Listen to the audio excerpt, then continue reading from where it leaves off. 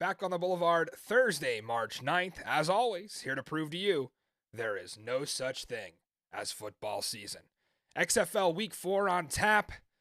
And what does that mean for our XFL equipment operations team? Well, it's the first week that we're completely away from Texas. So, Dwayne Johnson, always talking about the hardest working guy in the room.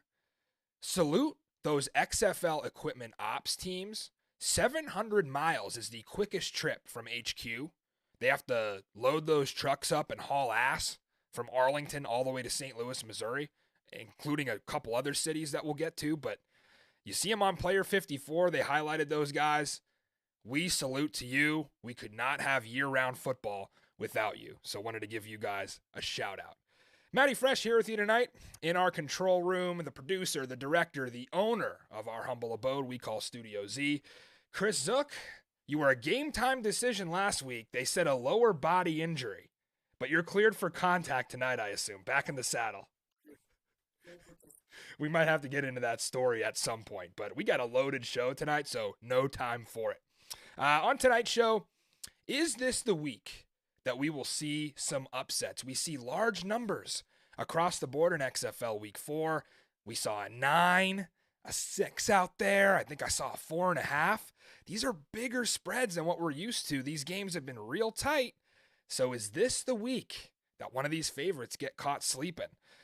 Really the first week we've seen that gap widening, and we'll try to find out which dogs are going to be barking tonight. Eli Rogers also going to join us tonight as the Guardians look to be one of those upset teams that might shock the Houston Roughnecks. He's coming up in our Spring Ball series. You won't want to miss that one. Another Thursday, another big announcement for us to make here on Springball Boulevard. Week 4 of our XFL tour. I want to tell you something here. 37, 42, 58. Those were our game time temperatures the first 3 weeks of the tour. And I can give you a hint, it's going to continue trending up because I'm sick of the cold. And we're here in Studio Z. It's not particularly warm outside. So there's a little hint for where we're going our Boulevard Bowl tour. And of course, this show would not be worth watching without our Boulevard best bets at the end of the show. Hitting at 66% as a show so far, Zook, once you take Mikey Manziel out of that mess. He'd be our anchor, so his record does not reflect our record. But you know what they say in stocks? Buy low, sell high. And right now, we're just starting to hit our mark, so get in while you can because these lines are tightening up. Thank you for joining us live tonight. Of course, drop us a like on the video, subscribe to the channel, and most importantly, our PS5 Pick'em starting to heat up. The link in the description, Week 4. If you go 4 for 4 on XFL picks straight up, don't worry about the spreads or the totals, straight up winners, you will receive an entry to our PS5 Pick'em giveaway in May. We've already got, I think, 14 or 15 entries. It's definitely in the double digits. So get in on that. Link is in the description. Before we jump into these games this week, as always, going to go over our XFL standings. Each division has a 3-win team, a 2-win team, a 1-win team, and a winless team. And interestingly enough, Zook, I saw this on Twitter from XFL Reddit. If Vegas and Orlando both lose, as they are expected to, according to odds makers this week, we will have an 0-4 matchup in Week 5. And that would be rock bottom for Mikey Manziel. If you think he hasn't hit it already, that might be bad. We may have to get him out to that game. What would a tank bowl be without the tank himself? Get him out there. Make him the live mascot. But Vegas, I can't root for you this week, but I'm hoping one of those teams gets off the schneid because we just can't. We can't have 0-4 versus 0-4. Just be ugly. So we'll jump right into that game, actually. The Houston Roughnecks and the Orlando Guardians meeting for the second time this season. Houston, the 9-point road favorite. That over-under sitting at 37.5. Fun fact here as we start to talk about this one a little bit. Of course, we've had 12 XFL games so far this season. So before the show, we looked across the entire board of those 12 point spreads. We wanted to find what was the outlier because I felt like as we watch every game here at Studio Z, and I've been on the road for a few of them, I felt like the odds makers have been pretty close. We had that Seattle-Vegas game. That one came right down to the wire. Depending on what number you had, you won or lost. So I wanted to see with this short sample size here, what was the odds makers' outlier? Which one were they as far off on as you could possibly be? Well, the answer was this game you're watching here. The first time these two teams met in week 1, Houston was a 3.5-point favorite. And we actually added that one to our live card back in week 1. We did not make it an official best bet, but they did win us some money. Houston won that game by 21. So a 17.5-point swing from what the line was. All the data would tell you to back Orlando this week because of that. But, it's going to be hard for Houston to cover, especially when you have a 5.5-point difference between your week 1 spread and your week 4 spread. The question is, who has the guts to back the Orlando Guardians? It's not Zook. It's not me. So if it's you at home, might be a sweat, but the numbers are on your side here. And yeah, we know all about Quentin Flowers. We heard about that acquisition for the Guardians at quarterback. And it's kind of ironic how the origins of the Tampa Bay Vipers back in 2020 and the Orlando Guardians in 23 have kind of taken the same path. They both start 0-3. They both add Quentin Flowers to help their quarterback rooms. And remember, last time around, Flowers actually left Tampa Bay. He was not happy with the way that Mark Trestman was running that show, and he didn't think that he was getting enough pass reps, thought he was kind of being put in a box. So the fans in Tampa loved him. Of course, he's from USF, so you think that would translate here in Orlando along I-4 there. But he's back, XFL Florida, and setting the odds on him taking snaps this week, I think 0% chance he gets one. Just too quick. You saw guys like Brett Hundley come in, and it took him weeks to learn the offense. I don't think Quentin Flowers is going to see the field this week, unless it's maybe on a conversion attempt or something that you can just throw him in. But I would expect the Guardians to roll with Lynch and Francois. So the focus for Robert Ford's unit has to be protecting Lynch. The Guardians have given up 13 sacks, and that's the league worst. They've lost 82 yards on those 13 sacks. Can't have it. And I did want to take a minute to send my well wishes to an offensive lineman for the Orlando Guardians, TJ Storment, former DC defender. Tough situation for TJ. This week, he gets traded from the best team in the league to the worst team in the league. That's a kick in the pants. We know this is professional football, right? You see this kind of stuff happen all the time in the NFL. But to just be hitting your peak, and TJ Storment, we shout him out on last week's show, one of those O-linemen who has started for DC all year and kind of stepped in when they had injuries to Cody Conway and Jersey Mike Maietti, now finds himself on Orlando. And in contrast to Quentin Flowers, who was acquired and probably won't see the field this week, TJ Storment's going to be plugged right in because Orlando is desperate for help along that offensive line. And they went out and got their guy with TJ Storment. But we're going to miss you, TJ. You were a lot of the reason DC could just run the ball down everybody's face. And I don't know. I'm not as confident in the DC offensive line as I was with you there. So we'll miss you. According to that week 4 depth chart, you'll be starting immediately. So good to see you in there getting some action at least. Orlando reactivated tailback Devin Darrington from the injured reserve. Something to keep your eye on. Jermaine Martin, the starting tailback there, had his issues protecting the rock last week. He had 2 fumbles, and he had a promising start, but you think you'll see maybe more of a carry share with Darrington. You're not going to beat Houston running the ball, that's for sure. They got to throw it. Cody Latimer, he's been crushing it. I think he's one of the top-rated tight ends in the XFL by Pro Football Focus thus far and statistically. Latimer, keep an eye on him. He was listed on the injury report. He is probable for this one. So playing through some pain, big number 11. He has 16 catches for 155 yards and 2 scores this year. But if you use him in the pass game, he can't block. And that's what worries me because Houston racked up 7 sacks in this matchup in week 1. So when you go to the other side of the ball, looking at that A.J. Smith Houston offense against the Tony Carter Orlando defense that's overseen by head coach Terrell Buckley, Houston offense has been hard to figure out. They've scored 30 more points in the first half than they have in the second half.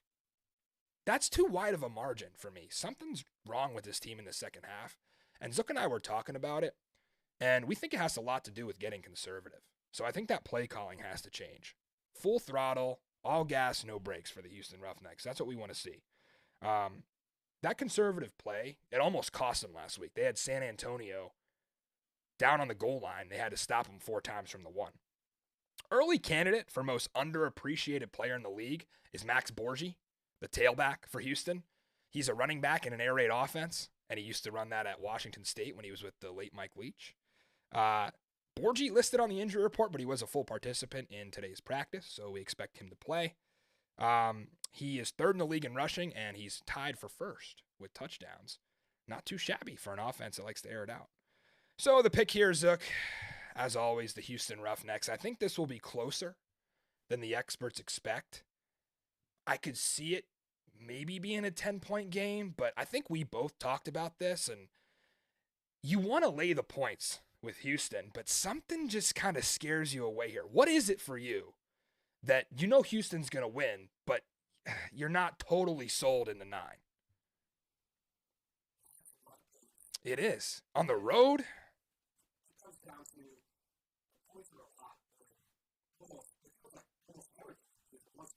Are we overthinking it, though? Like, this team has made us money this year. They've been solid coaching. They're reliable, right? But 9 points. Yeah. Foreshadowing the best bet. Ooh, so Zook having some confidence here.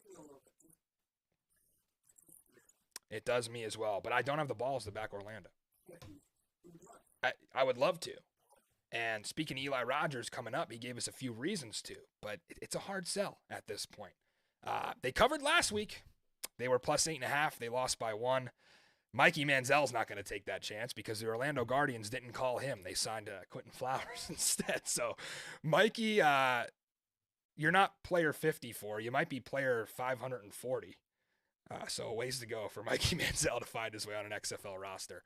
We are chalk across the board, Houston, until somebody tells us otherwise. That is your Saturday 7 p.m. game, and we got a late one. After that, like I said, no games in Texas this week.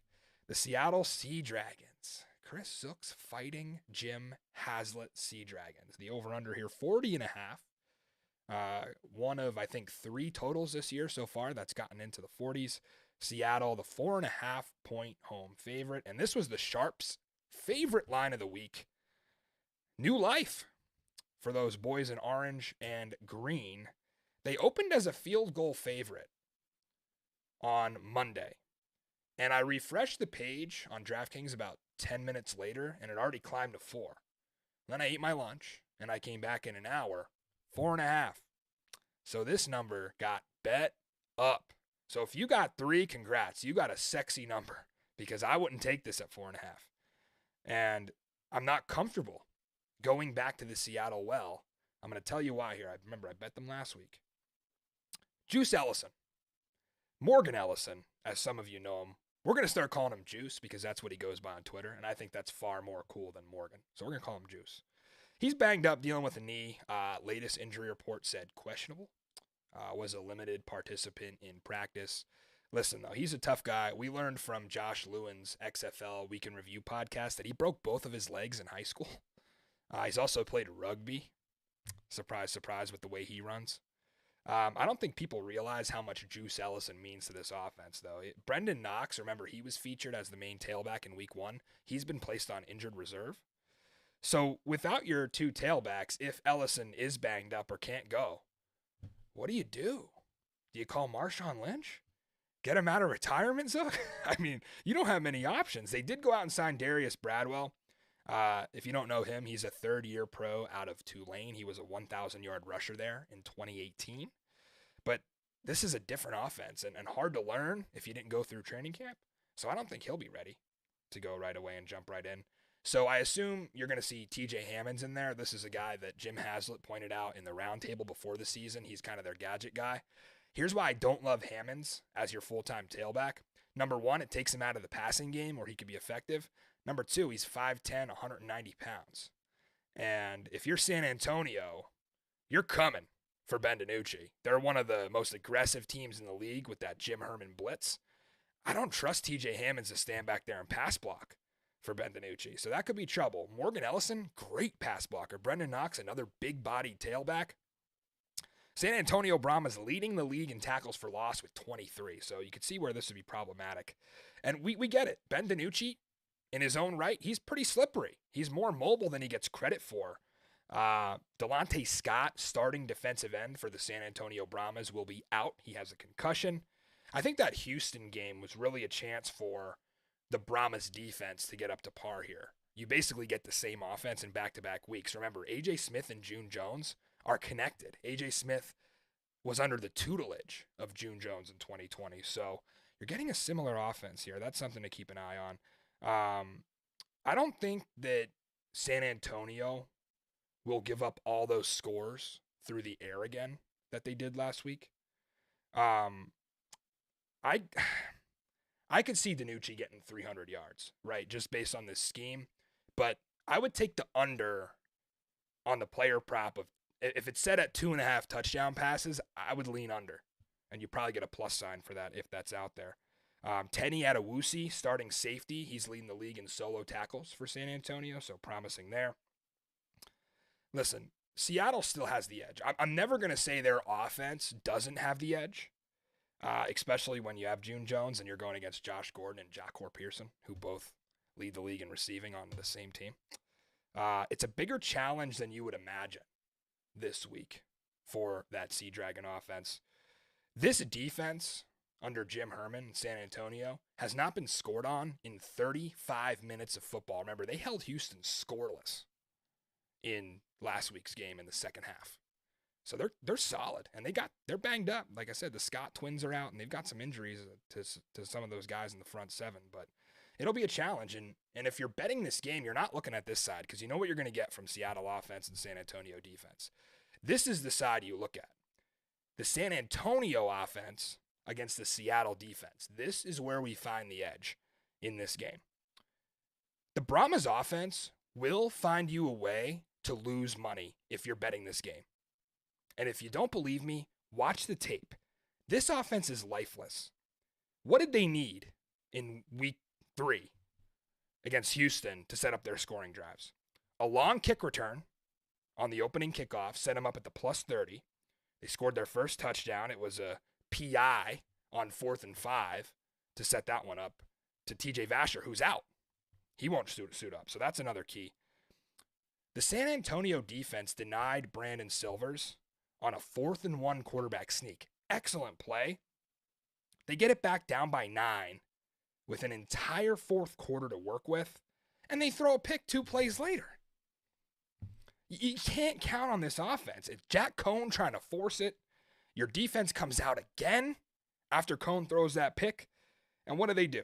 They force a 3-and-out, -7 for Houston. So they're just holding, and they're gassed, and they're out there. Offense, please do something. We want to win this Texas showdown. We're going to knock off the Houston Roughnecks on the road.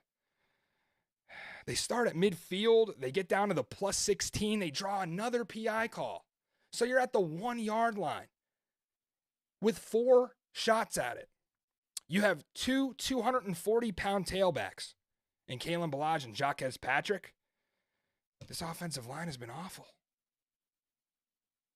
Jamie Elizondo, who are you fooling? Pounding the ball 4 times. I could get it on 1st and 2nd down, but you got to roll Cone out, or you got to have motion, throw the fade, do something else. They pound it 4 times. By 4th down, Houston knows exactly what's coming. You got defensive tackles running through unblocked and stopping your tailback for -4. Hines Ward needs a new offensive coordinator. I mean, I don't care how much San Antonio scored on Orlando. I've forgotten already about that. Your defense puts on a clinic against a great offense. You have a chance to make a statement and win that game, and you choke it away with bad play calling, bad execution, and this is why the Seattle Sea Dragons are the pick. We've seen them on defense, Zook. They seem to be playing pretty well. Brett Hundley kind of threw them off, I think, a little bit, but for the most part, Sharif Miller and those guys get after it. They are potentially missing their top 2 corners in Bryce Thompson and Davis. We'll have to monitor theirs injury status, but this San Antonio offense is incapable, and this is why I won't take the over in this game either. I think Seattle will allow their least points this year through 4 games in this one. Who you got? Big shocker. Hey, the Dragons Do they run the table? That's what I want to know from you. Do they make the playoffs? Okay. Yeah, that's right. Been one of the more impressive rising stars, and he was banged up against Vegas. He came back in, right? That's right. He was not featured in week one, and he's definitely one of the toughest runners in this league, as we've seen. Mikey Manziel, moan for cone, right? San Antonio. Yeah, that's what I figured. He's been behind them more than we have. He loves Hines Ward, and I do too. Don't get me wrong, but again, just a lifeless offense. They have got to figure out how to score the ball, or else they're not going anywhere. So that is our 2 Saturday games. That one's a late one, 10 o'clock on FX here on the East Coast. As always, go ahead and drop us a like if you're watching live. Comment. We want to get to your questions. I'm actually going to answer 1 or 2 of them later in the show. That PS5 pick'em's heating up, folks. The link is in the description. Go make your picks. You go 4 for 4, get an entry. Subscribe to our channel. And another edition of our Springball series coming up here. We've talked to several athletes and coaches in the league. And tonight, we have a treat for you guys. Eli Rogers, the veteran wide receiver for the Orlando Guardians. Enjoy Eli, and we'll be back to break down the rest of the games here on Springball Boulevard. From Miami, Florida, he is a former Louisville Cardinal, caught his first professional touchdown pass from Ben Roethlisberger as a member of the Steelers. An 8th-year pro wide receiver currently suiting up for the Orlando Guardians. Eli Rogers joining us today. Thanks, Eli. Thank you for having me. Let's get right into it. So I'm a big DC Defenders fan. You played for them back in 2020.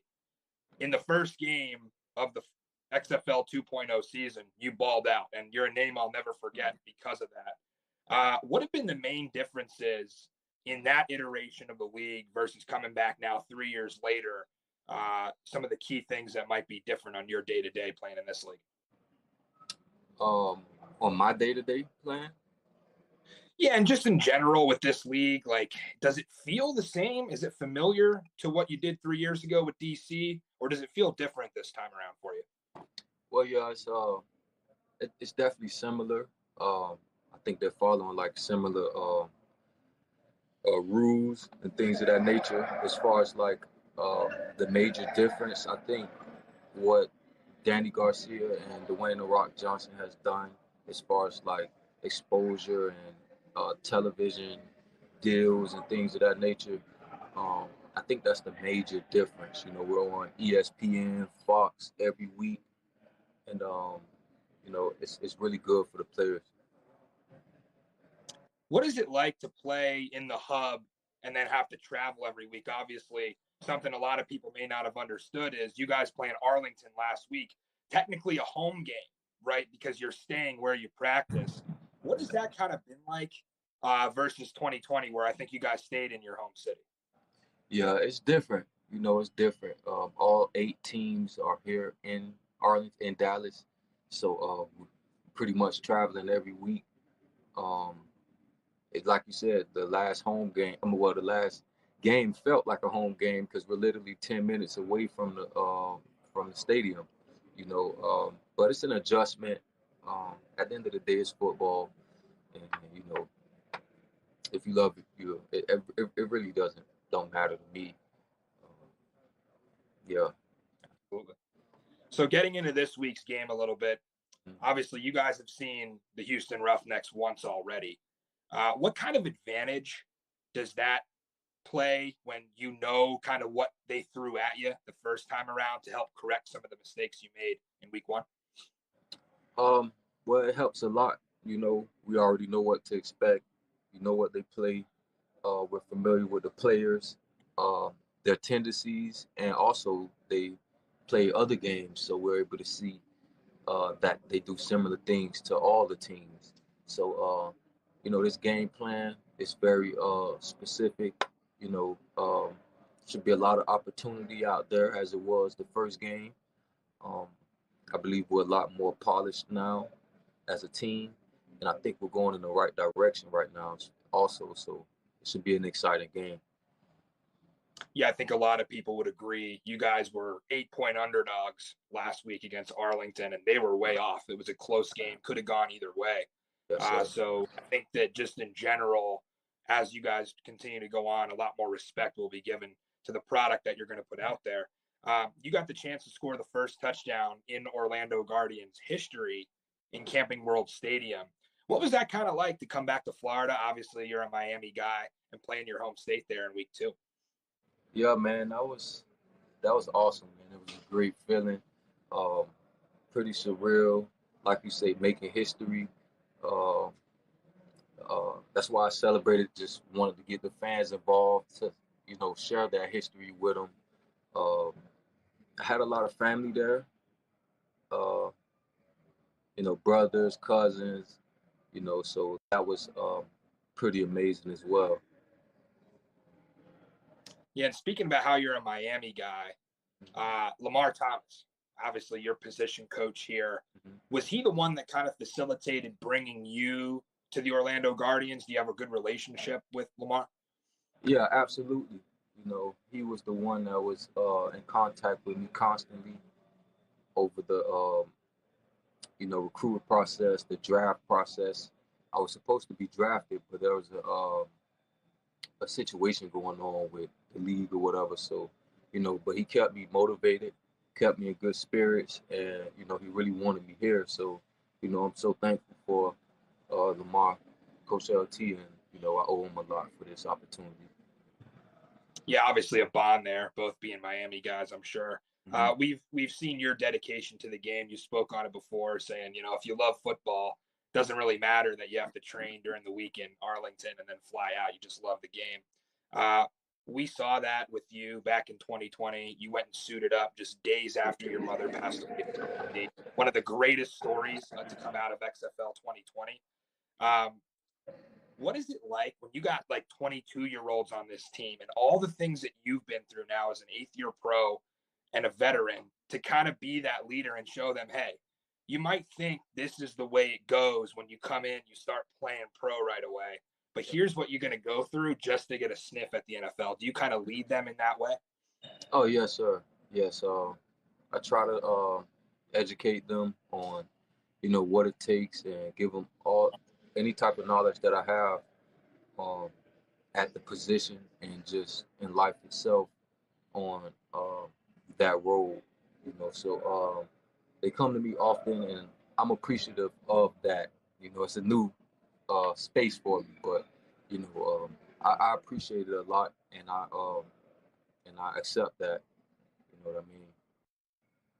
Yeah, and you've definitely led by example so far, being one of the most passionate guys out there.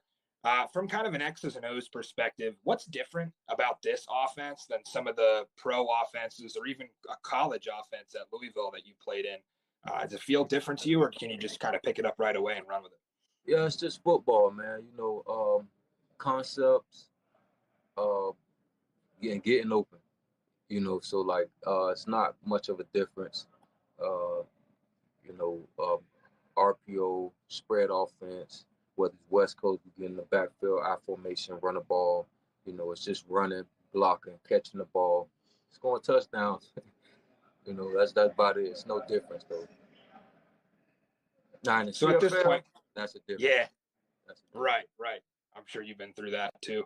And kind of speaking on this week's game, like I said, Saturday night, Camping World Stadium, primetime game. Uh, I assume you guys have that underdog mentality with that chip on your shoulder now. Everybody has been counting you guys out. You have a huge opportunity here again as a 9-point underdog. I just don't think you guys are getting the respect that you should Yeah. from some of the improvements that have been made. What do you think about Saturday night as an opportunity to go out and knock off who people think is the best team in the league in Houston? What do you have to do to get there? Well, we have to come out one play at a time uh, and execute that play, execute and do your job on that play. Uh, Come out with great energy and make the plays when it count. When the ball comes your way, make the play. Um, whether it's offense or defense, make the tackle, catch the interception, make that turnover. just doing the little things that we didn't do in the first game, because it really was. I know the scoreboard showed one thing, but it really wasn't that. And I think that's been the case for all of our games. So just making the plays and doing our job, and playing with passion out there. Yeah, you guys have definitely started fast, scored on all three of your opening possessions so far. Touchdown in week one, and a touchdown to you in week two, and then a field goal last week. So you definitely are prepared for the game. I do have to ask, I know it's probably served as a little bit of a distraction. I'm not sure if you're allowed to comment or anything. With the Quentin Dormady situation, obviously the league is investigating what's going on. How do you just block that out and kind of focus? And has that become a distraction within the organization, or have you guys just kind of put that to bed and moved on? Well, yeah, man, you gotta stay focused. Things happen in life, things happen, you know, uh, and on a job, but we all have a job to do. And right now, we're not winning. So our job right now is to get that first W under our belt, and and that's the focus right now. Right. Well, that is Eli Rogers, expected to ball out Saturday night, Camping World Stadium. I think those Roughnecks are going to have a tough time covering you. Thanks, Eli, for joining us, and good luck on Saturday night. Appreciate it, man. Thank you. Back on the Boulevard here, that was Eli Rogers from Miami Northwestern High School. From there to Louisville, through the NFL with the Steelers. He's been in the CFL, played in the XFL twice. Always a treat to get to talk to Eli, one of my favorite players from XFL 2020. You see the DeAndre Tompkins jersey. That was his mate in the wide receiver core back in 2020. Rogers rocking that red number 4, now with the Orlando Guardians. We hope you guys are enjoying the Spring Ball series. If you're missing these interviews, you can always catch up on them on the YouTube channel. Again, these guys are in the middle of game weeks, and Orlando is traveling tomorrow, so we don't have, a half an hour to sit here and talk to them. But the 10 minutes that we get have been a complete joy for us to get to break down some things that are going on throughout the week and get a small glimpse into their lives in the XFL hub. So thank you to Andy Seeley and all the wonderful PR people and media around the XFL that allows us to talk to these athletes. Here we are back. Go ahead and drop us a like on the video, subscribe to the channel if you like our stuff, and go ahead and make that description PS5 Pick'em coming on up. So, into our Sunday games, and it's time to find out, Chris Zook, how many points is the Battle Dome worth? And how can you answer that question when they haven't played there yet? Well, you go back to 2020. Jonathan Hayes, now the offensive coordinator of the Arlington Renegades, he piloted them to a 29-9 win back in March of 2020. That was in front of 30,000 rabid fans. The spread in that game was 9 in the hook, so a bigger number than we have here 3 years later. They won that game 29-9, like I said, and when they covered, they came back the following week. The odds makers made them a 12-point favorite, so at that point, all the value disappeared. I'm saying that to say, if you're betting on the Battle Dome and you trust St. Louis, don't wait to get involved in this game. You're laying 4. You've seen what that environment at Audi Field does for the DC Defenders. Now add 15,000 onto that and imagine what you'll get. The Battle Dome is going to be a special atmosphere, and all those people who had their NFL team just hijacked from them when the Rams left, they're not happy. And they don't care that COVID shut down the XFL in 2020. They're still going to be back in St. Louis to root on their team. And that wasn't even the only thing that was stolen from the St. Louis Battlehawks since 2020.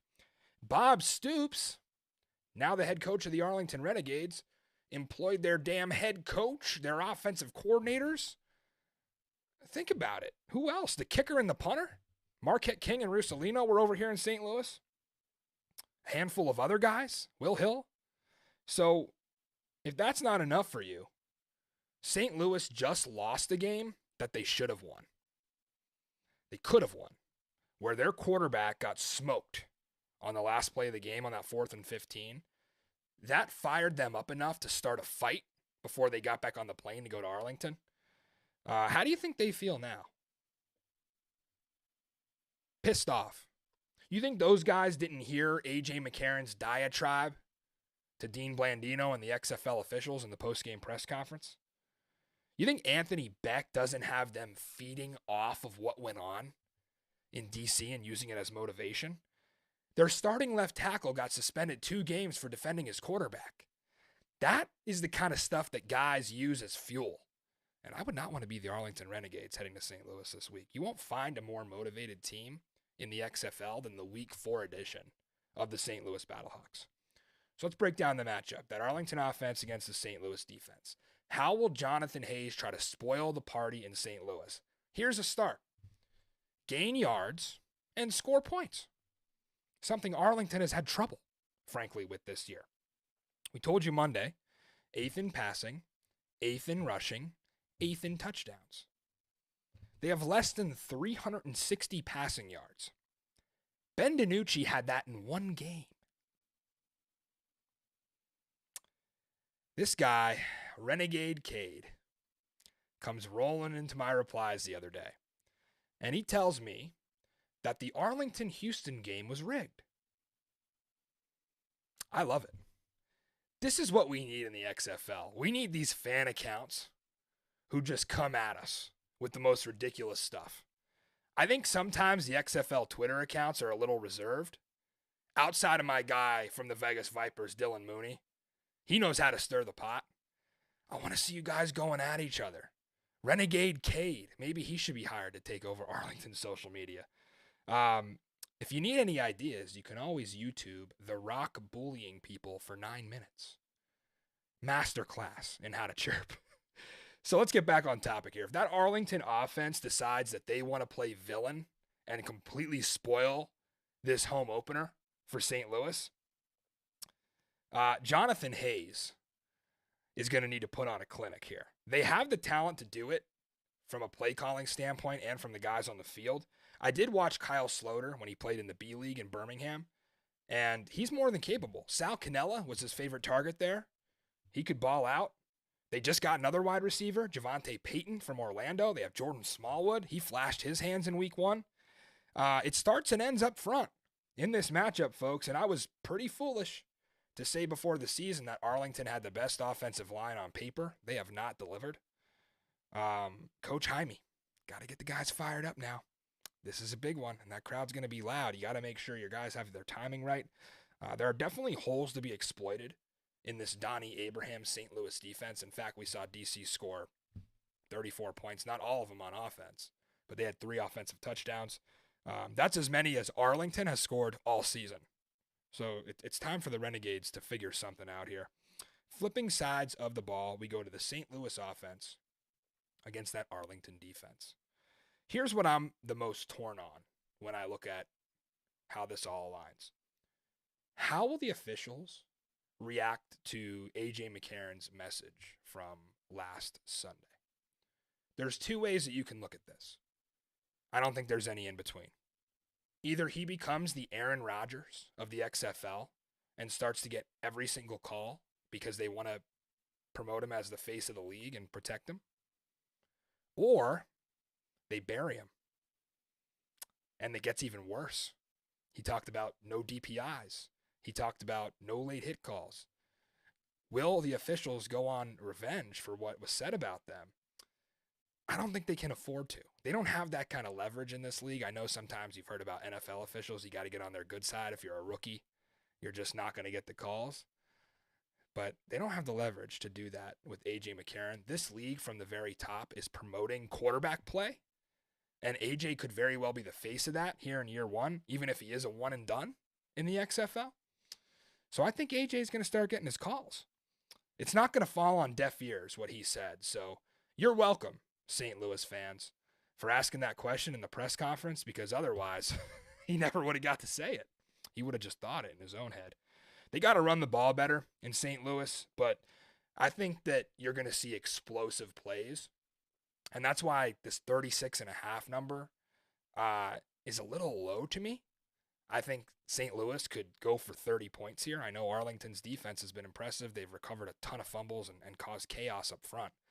But you're going to see explosive plays from the St. Louis Battlehawks in front of that crowd. They're going to feed off that. I think they'll score on defense. So they can get 30 of those 36 on their own here, I think. So St. Louis is the pick. And for everything I told you, I think it'd be a pretty safe cover. And if you're looking at that over, if you don't want to bet the side, I think that's the play as well. Zook, are you in alignment here on the Battlehawks? We normally agree. Yeah. St. Louis defeated your Seattle Sea Dragons in a game that you thought maybe got away from Seattle. But you have to respect how good they are in late game situations. I wouldn't necessarily take that away from them for what happened against DC because they probably shouldn't have even been in that game, right? It was a 14-point game.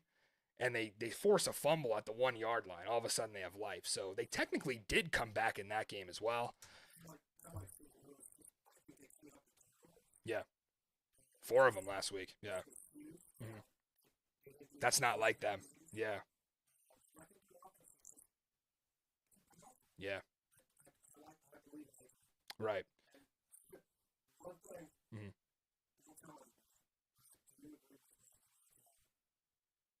Are you feeling all right? Even better than Ben DiNucci, huh? Okay. You have to look at that from a perspective of, are we talking about who do you want to have the ball with 2 minutes left down 6? Or statistically, right? Because statistically it's DiNucci. But who do you trust in a late game situation? AJ McCarron, short list. And Mikey Manziel's been on top of the Battlehawks all year. He bet them last week, lost that one. He picked them when they played against Seattle. He's been on them all season. This will be the game of the week, in my opinion. It's just so much on both sides. You have Bob Stoops. You know, he stole all these players and coaches over from St. Louis. He got that new regime for the Battlehawks. All those guys want to play villain. The crowd will be rocking. This game's going to be a treat. And for the first time all season, St. Louis Battlehawks return home to the Dome at America's Center. We can't wait for that one. But that's not all. Just an appetizer for me, right? I get to watch my DC Defenders for the second time in 3 weeks go against Mikey Manziel's Vegas Vipers. And in Sunday night primetime, the DC Defenders, obviously 5-0 all time at Audi Field. Don't have to tell you that. This time, with a championship caliber roster assembled by Von Hutchins and co., done a wonderful job getting everybody ready to go here. And I saw a lot of talk on Twitter about the beer snake potentially being banned. Listen, I saw firsthand last week.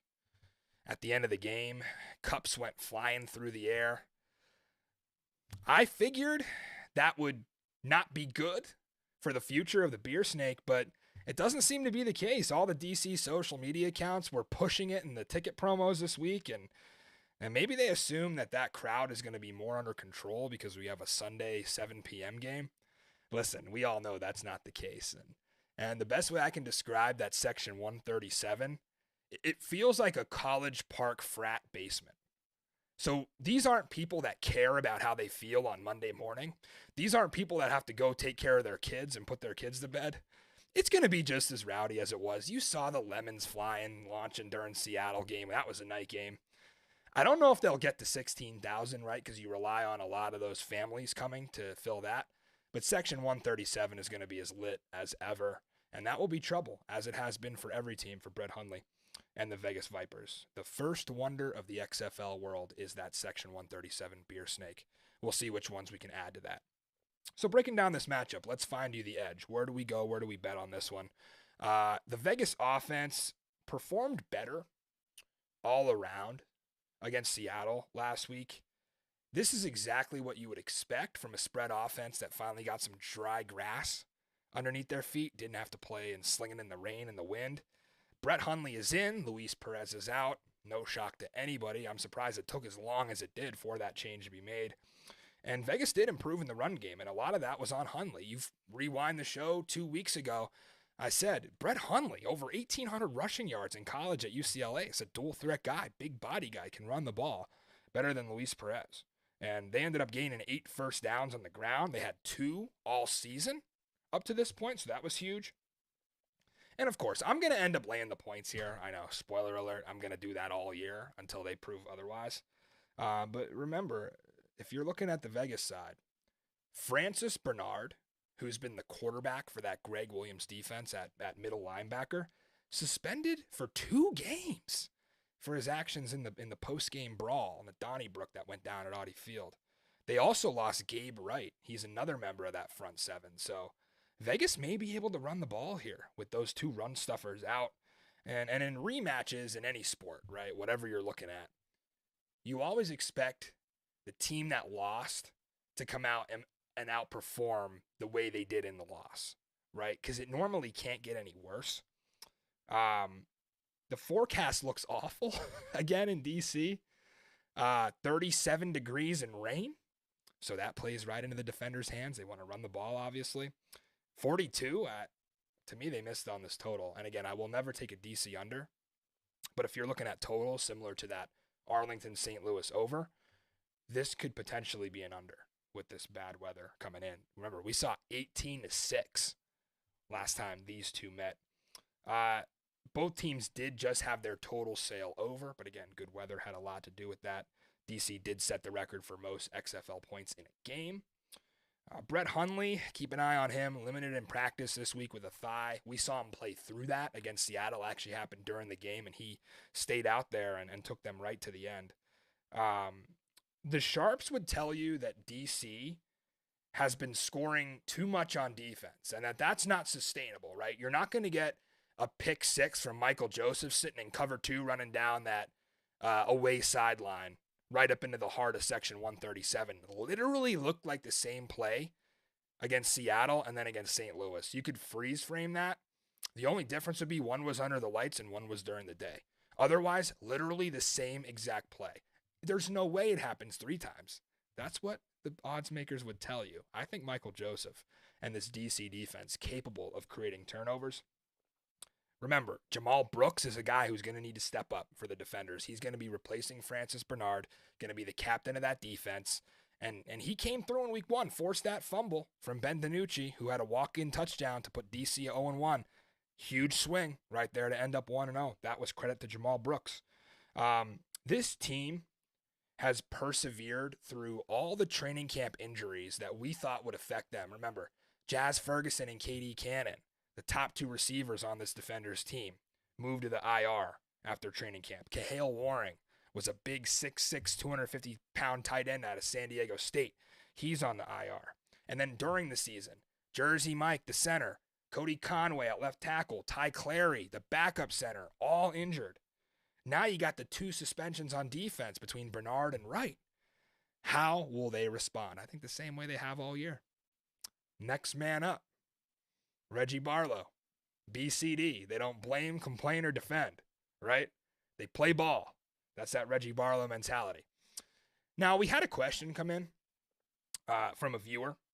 I wanted to get to this on Monday, but we waited till today because I think it fit the show more. This is from Riley on Twitter. He asked me, are you taking Jordan Ta'amu or De'Aaron King, given the position the defenders are in?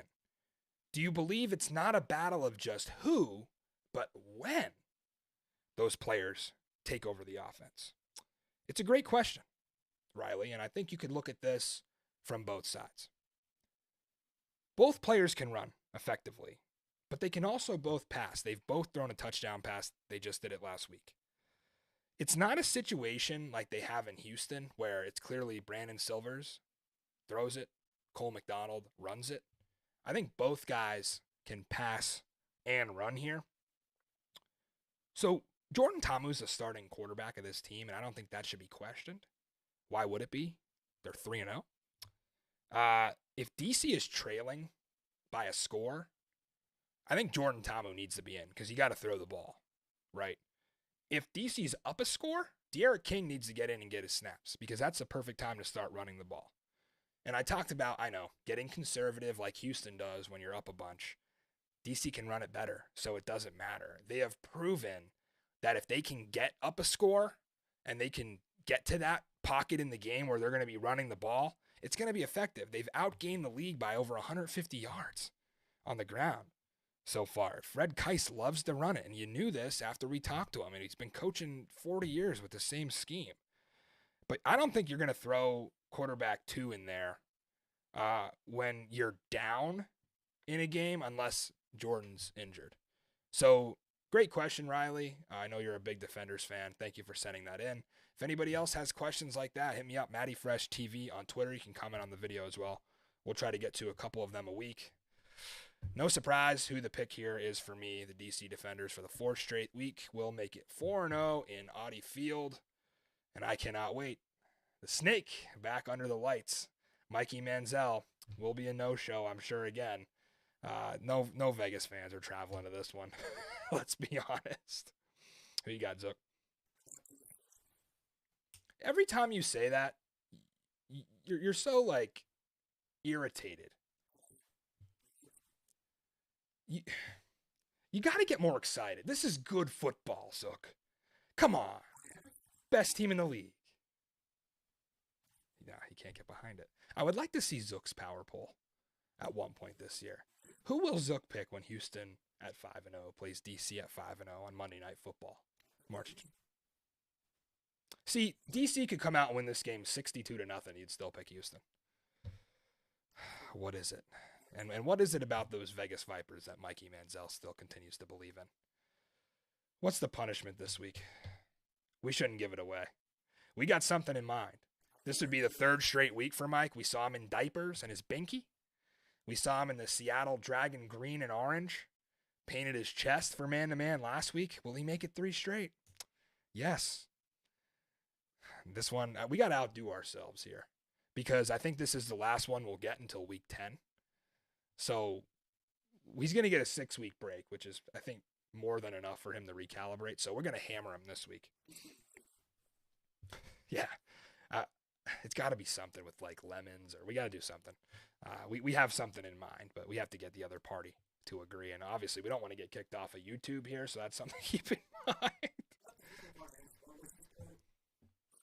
Don't ask me what his quote. I don't listen to. Oh, the shitty studio. Yeah. I just have no words for Mikey Manziel.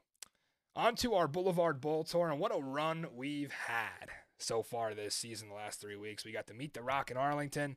We witnessed the first ever 4th and 15 alternative onside kick. Never seen that in football before. What else did we do? We got a shout out from Bob Stoops. That would have been enough for me. I should have quit after that. But we didn't. We plugged on. We got to cover the first professional football game at Cashman Field since 1964. Zook's birth year. All that, plus we got to ask a question that turned into the most controversial answer that we've seen all season in the XFL, coming from A.J. McCarron. And I told you guys earlier, the temperature trend was going to continue up. So are you surprised here? We ran a poll, Zook, on Twitter. We got 69 votes, and 69% of you said, take your ass to St. Louis. Come on, guys. I need some warmth. I need some sunshine in my life. I was in 37 degrees and wind in Texas. You saw how bad the Vegas game was. I didn't have a poncho out there. Last week was beautiful. In fact, I'm still sunburnt from last week in D.C., 58 degrees and sunny. Well, we're going to flip 5-8 and go to 8-5. 85 degrees in Orlando. So Orlando, a couple hours or an hour away from the beach, I'll still find my way there. We are coming to Camping World Stadium. Last time I was in this stadium, Zook, I watched the final game of Trace McSorley's career, which ended in a loss against Kentucky in the Citrus Bowl. So really, I'm hoping for a better trip this time around. And I promise we will get to St. Louis at some point this season. I don't think it's smart for me as a DC fan to go there yet. I think we let it cool off a little bit so I can come back alive and host the show. And Mike doesn't have to fill in for me, which would, I think, be Zook's worst nightmare. So we're going to take it easy and breezy and go to Orlando this week, week 4 of the Boulevard Bowl Tour. Are the Orlando Guardians capable of stealing one? Wouldn't that be fun to see, huh? Not for you, because we're coming up on our best bets. And Zook told you his already. I think you could get a little bit of an idea with mine. Here's where I'm at with the DC Defenders.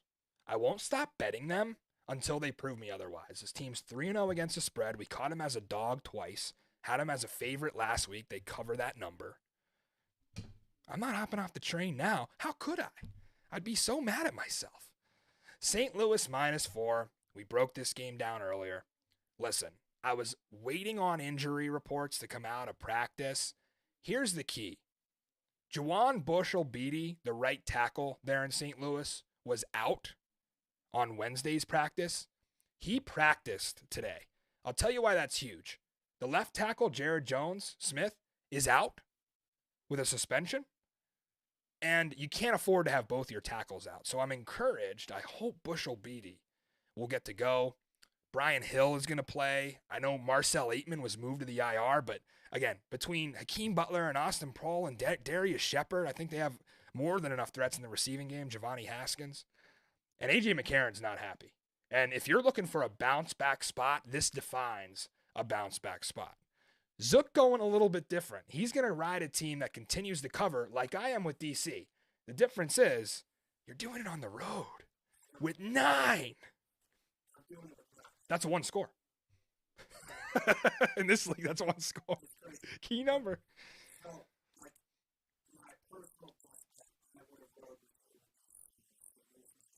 Yeah. Mm-hmm. It's not too much to ask. 9. I mean, it's not like it's 14, you know? Right. Mhm. Well, that's not true, but listen, Houston has better receivers, obviously. John Trey Kirkland has been huge. Mm, that's true. That's right. We said before in the tease, Houston was -3.5. That was the biggest value you could have got all year in week 1. The line has been adjusted. It's now up 5.5 points. So, again, Orlando with a chance to sneak out of cover. We will be rooting for Houston for the show. Sorry, Eli Rogers. We love to have you, but we need this percentage to go up. And, of course, I highlighted the woes of the San Antonio Brahmas offense. So naturally, Mikey Manziel thinks that Jack Cohn, who was 8 for 20 for 64 yards last week, will be able to figure out a way to score enough points to keep up with June Jones' Seattle offense, which I think has 1,000 yards already this season.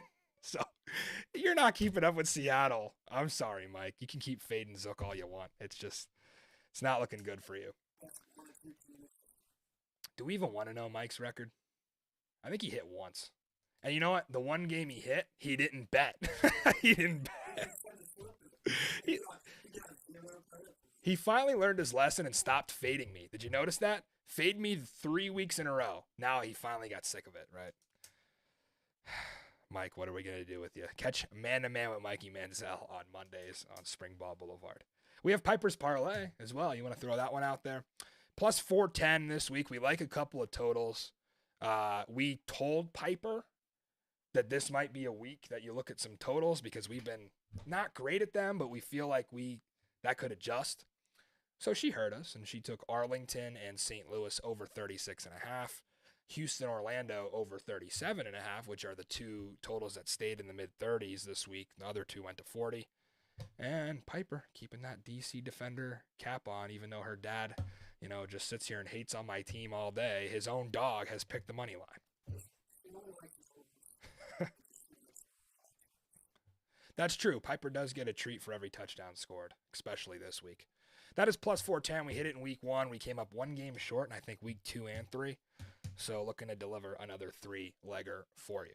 Hey guys, that's Springball Boulevard. Thank you again for joining us live. We're really building this thing, and the engagement that we've been getting from you guys has been awesome. We're not where we want to be yet, but neither is the XFL. In fact, The Rock just tweeted, hey, 665,000 viewers on FX for DC against St. Louis. Not where we want to be yet, but we're getting there. This is year 1, and we on Springball Boulevard have that same attitude. And we really love and appreciate you guys who have been riding with us from day 1. Thank you for tailing our picks, for jumping in our PS5 Pick'em, for chatting with us. Keep sending in those questions at MattyFreshTV or comment on the video. I will get to as many as I can. In fact, I promised I would answer another one. This one was from Canadian Ranger Donald. in my DMs on Twitter. He asked, do I think the XFL would ever employ some of the Arena Football League rules?